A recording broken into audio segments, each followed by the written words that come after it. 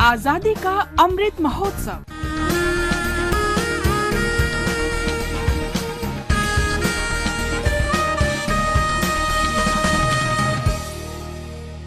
आजादी का सफर आकाशवाणी समाचार के संग भारत का शानदार स्वाधीनता संघर्ष आधुनिक विश्व के महानतम संघर्षों में से एक है।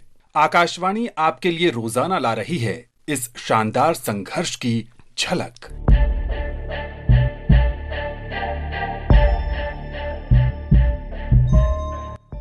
कालापानी में यातनापूर्ण 5 वर्ष सहित 17 वर्ष की कैद और 2 बार जेल तोड़ने का साहस तो महान स्वाधीनता सेनानी योगेंद्र शुक्ल के जीवन की कठिनाइयों की झलक मात्र है। योगेंद्र का जन्म बिहार के वैशाली में हुआ था।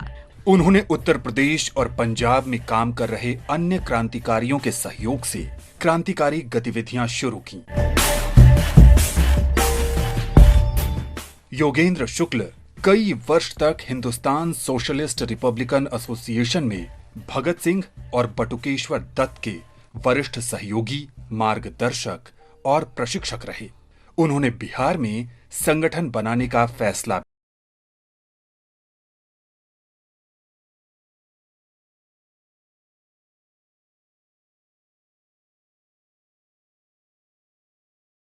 (1932) में ब्रिटिश जासूस ने उन्हें पकड़ लिया। उन्हें अंडमान निकोबार के सेलुलर जेल भेज दिया गया। साथ ही कैदियों के साथ वे बैलों की तरह मिलों में जुटे रहते थे। योगेंद्र शुक्ल ने अंग्रेजों के अमानवीय अत्याचार के विरोध में जेल में भूख हड़ताल शुरू कर दी। कालापानी में 5 वर्ष की सजा के बाद योगेंद्र शुक्ल को हजारीबाग कारागार भेज दिया गया।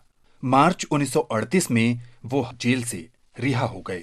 योगेंद्र शुक्ल इंडियन नेशनल कांग्रेस में शामिल हुए, लेकिन शीघ्र ही जयप्रकाश नारायण के समझाने पर कांग्रेस सोशलिस्ट पार्टी के सदस्य बन गए।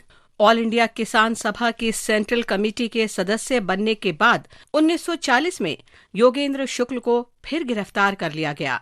1942 में जब भारत छोड़ो आंदोलन का आह्वान किया गया तो उन्होंने जेल से ही इसमें हिस्सा लिया। साहसिक कदम उठाते हुए वे जयप्रकाश नारायण और अन्य सहयोगियों के साथ मध्य रात्रि को जेल की दीवार फांदकर फरार हो गए। चूंकि जयप्रकाश नारायण बीमार थे, इसलिए योगेंद्र शुक्ल ने उन्हें कंधे पर उठा लिया और गया तक करीब 124 किलोमीटर दूरी तय की। योगेंद्र ने मुजफ्फरपुर में भारत छोड़ो आंदोलन का नेतृत्व किया। उस समय उनके कुछ साथी मुजफ्फरपुर जेल में कैद थे। यहाँ भी योगेंद्र ने जेल तोड़ने में उनका नेतृत्व किया। अंग्रेजों ने योगेंद्र शुक्ल की गिरफ्तारी पर बड़े इनाम की घोषणा की थी। बड़ी मुश्किल से अंग्रेजी हुकूमत ने उन्हें छल के सहारे गिरफ्तार किया।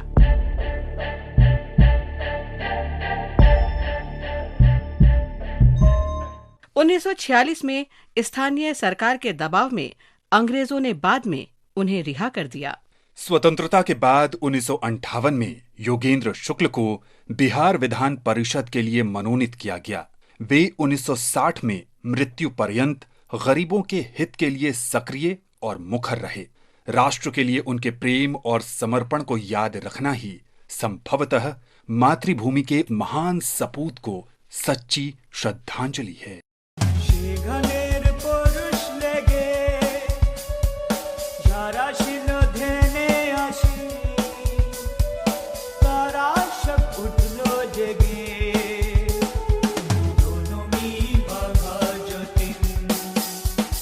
आज बाघा जतिन की जयंती भी है।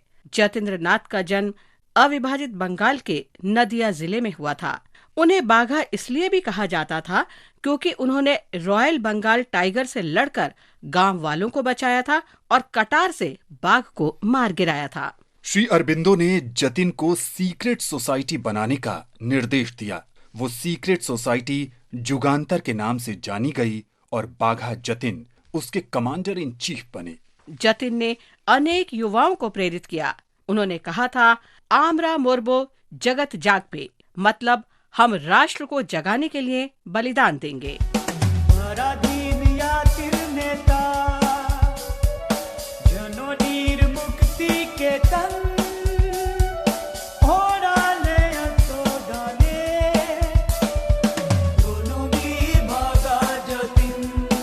वर्ष 1914 में जब प्रथम विश्व युद्ध शुरू हुआ तो जतिन ने विदेशी सहायता मांगी। वे बालेश्वर के निकट हथियारों की खेप लेने जा रहे थे, लेकिन इस खेप की भनक एजेंट को मिल गई और अंग्रेजों ने समूह पर हमला कर दिया। जतिन और उनके समूह के सदस्य बहादुरी से लड़े, लेकिन बाघा जतिन इस लड़ाई में गंभीर रूप से घायल हो गए और अगले दिन बालेश्वर सिटी अस्पताल में उन्होंने अंतिम सांस ली। महान योद्धा बाघा जतिन को हमारी ओर से शत शत नमन।